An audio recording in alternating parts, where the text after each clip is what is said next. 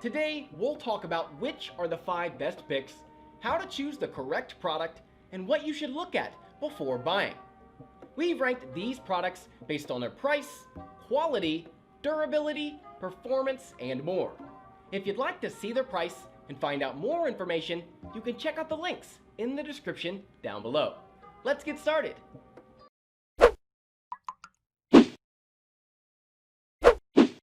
We are going to start this list with the best budget option that you can get your hands on. Number 5. AOC C32G1.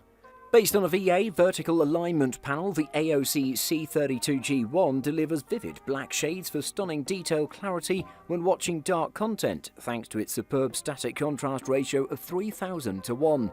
In comparison, other panel technologies, IPS and TN, have a contrast ratio of a mere 1000 to 1. Furthermore, the monitor offers vibrant colors with true 8-bit depth and a wide 125% sRGB color gamut. The extra 25% coverage of the sRGB space allows for more saturated and lifelike colors, but if you need to do some color-critical work, you can limit the color reproduction to the standard sRGB space in the OSD on-screen display menu. The AOC C32G1 has a sturdy design with narrow bezels, but it's tilt-only by -4 to 21 degrees. You can mount the screen via the 100 by 100mm VESA pattern though, and the monitor has an 1800R curvature which nicely complements its big screen and helps eliminate distortion and improve immersion. Additionally, the AOC C32G1 curved gaming monitor has a decent peak brightness of 300 nits and wide 178-degree viewing angles, so the image won't shift in color, contrast and brightness when you look at it from an angle. 1440p resolution ensures sharp details and plenty of screen space even on a big 31.5 inches viewable screen of the AOC C32G1. You get the same pixel density, pixel per inch ratio as 1080p on 24 inches, which is roughly 93 pixels per inch. The specified 1 millisecond response time refers to the MPRT, moving picture response time measure, which is actually achieved via backlight strobing. Now, the actual grey to grey G to G pixel transition time is somewhere around 5 milliseconds, which is standard for VA panels. In order to get 1 millisecond MPRT, you have to enable the motion blur reduction or MBR technology, which essentially inserts black frames between the regular frames in order to decrease the perceived motion blur. This method also introduces screen flicker, lowers the monitor's maximum brightness while active, and cannot operate at the same time as FreeSync. Overall, it's useful in competitive FPS games, otherwise you can turn it off. The AOC C32G1 has a low blue light filter, low blue mode, with 4 different presets: reading, office, internet and multimedia. It's also flicker-free unless 1 millisecond MPRT is enabled, which prevents headaches and eye strain caused by prolonged use of the screen. This next model is the best option for gaming, and I think that this would be a great fit for any type of gamer. Number 4. Asus VG32VQ. The Asus VG32VQ attempts at combining both immersive and competitive grade features into a well-designed and reasonably priced package. This model features a curved VA panel for excellent immersion, while having Asus' proprietary ELMB feature that doesn't lock out FreeSync or G-Sync compatibility. There are plenty of 32-inch 144Hz options already in the market, so let's see if the Asus VG32VQ can compete or even dominate its segment. The 1800R curve radius is perfect if you want to create a wraparound setup that'll envelop your visual senses. However, the device consumes a little over 9 inches of depth, but the most worrying of all is you'll need around 7 feet of horizontal space for 3 VG32VQs. Build quality is excellent, so the product rightfully belongs in the tough lineup, which embodies durability and reliability. The plastics used do not feel cheap or thin, while the mechanisms are smooth and firm enough to keep its position that you've set. There's no wobble or loose connection once assembled, so you can be confident that the Asus VG32VQ won't fall or topple over. You'll still find OSD buttons on the Asus VG32VQ, but they're used as hotkeys for the monitor's features. There's a dedicated joystick at the rear which lets you navigate the menu swiftly and conveniently, so you don't have to memorize some keystrokes. Thankfully, it's easy to correct the Asus VG32VQ's image output with a few clicks to the RGB sliders and reducing its default brightness.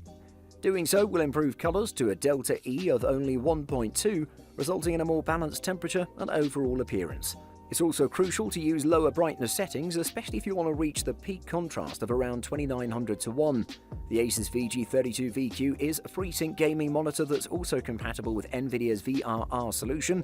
It's great that you can use adaptive sync with the monitor's eLMB, but be aware that the strobe becomes noticeable if your FPS drops too low.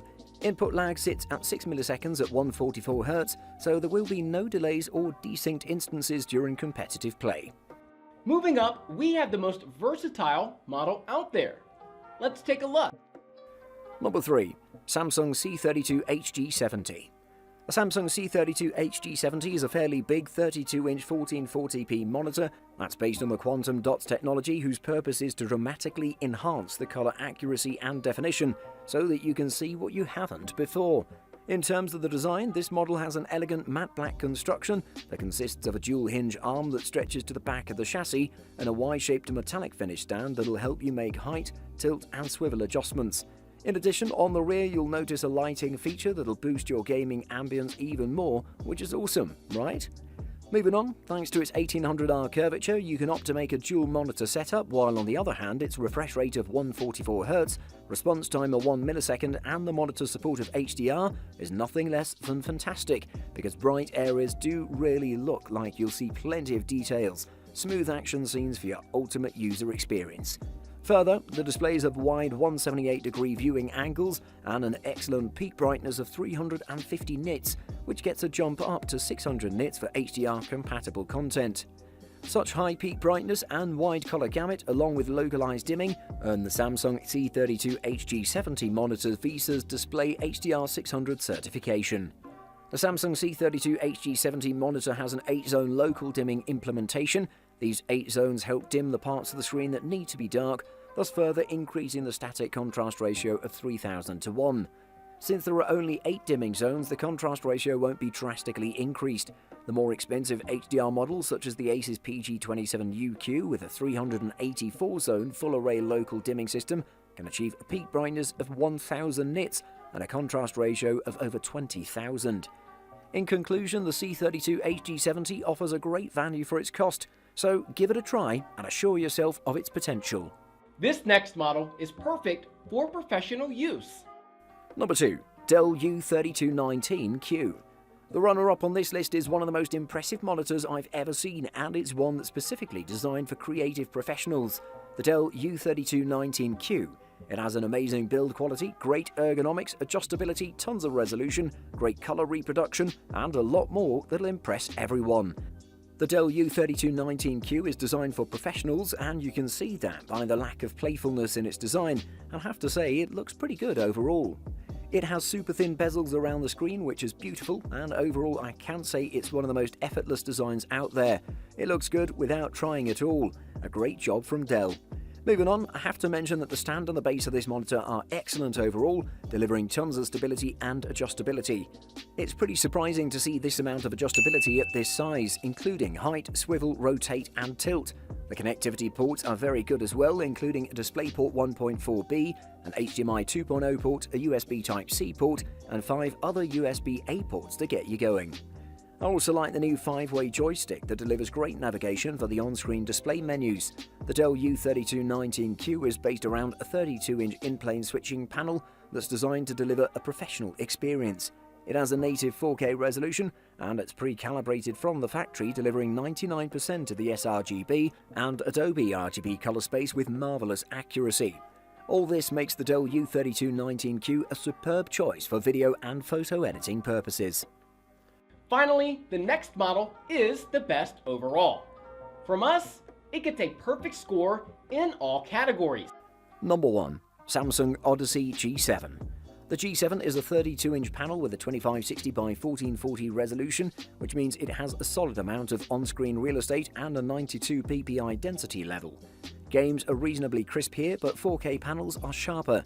Samsung's screen works with AMD FreeSync Premium Pro and Nvidia G-Sync at 240 Hz, which means esports games and fast-paced single-player titles run smoothly at incredible frame rates as long as you've got a suitable graphics card. As ever, the jump from 144 to 240 Hz is not as drastic as the leap from 60 to 144 Hz, but the move to 240 Hz remains noticeable and advantageous for high-end competition. The G7 has front-facing RGB LEDs, a stylish metal stand and more RGB LEDs around the rear. It has 120mm of height adjustment alongside tilt, swivel and pivot options, which is a superb slate of adjustability for a 32-inch curved screen, and build quality is excellent. The Samsung has two USB 3.0 ports alongside two DisplayPort connectors and an HDMI input. There are some areas where the G7 isn't so impressive. Those front-facing RGB LEDs are inconsistent, have no brightness adjustment and can only use a limited range of colours. The G7 has no USB Type-C or Thunderbolt and no speakers, while its headphone holder is too flimsy. The G7's average Delta E of 2.68 is good enough for gaming, and its colour temperature of 6587K is excellent. The G7 is very uniform, and it rendered 99.6 and 90% of the sRGB and DCI P3 colour gamuts, and both colours mean that the G7 can operate effectively in those colour spaces. Happily, these levels of quality were all maintained when we reduced the G7's brightness to a more conventional setting. Samsung has done fantastic things with this next-generation VA panel technology, even if the Odyssey G7 doesn't hit all the right marks. VA is absolutely back as a contender for high-end gaming displays, and we're excited to see where this goes. Buying guide. Firstly, resolution. Today, all the best screens are still LCD monitors that use LED technology for a slim product that saves energy while providing ideal backlighting. We've been waiting years for OLED technology to make the transition to PC monitors, and it's still over the horizon somewhere, despite continued teases and demonstrations at big tech shows. One aspect of PC monitors that you need to consider though is resolution. While 1080p was once the gold standard, today it's just the baseline. If you're happy to spend a little more, there are a few other options worth considering, especially if you want to improve screen space or gaming visuals. Resolution isn't the be-all and end-all of monitor features though. Secondly, contrast ratio. Contrast ratios tell you the difference between how white and how black a monitor screen can get. Higher contrast ratios are a good sign because that means colours will be more differentiated. However, multiple measurements for contrast ratios exist and stated specs aren't very reliable, so take it all with a grain of salt. Number 3. Aspect ratio. The aspect the screen shows images in, length compared to height. A common standard, and your best bet is 16:9. It works with plenty of content and it's great for movies or games. Some fancy monitors like to stretch things out with ratios like 21:9, but that's more suitable for unusual work situations or hardcore gaming. Another common format, 16:10, provides slightly more vertical space for viewing multiple open documents or images. 3:2 is becoming more commonplace in laptops for better web viewing, but that's rare on standalone displays. Thanks for watching. I hope you liked the video. If you found it helpful, please remember to leave a like and subscribe to my channel to see more videos like this in the future.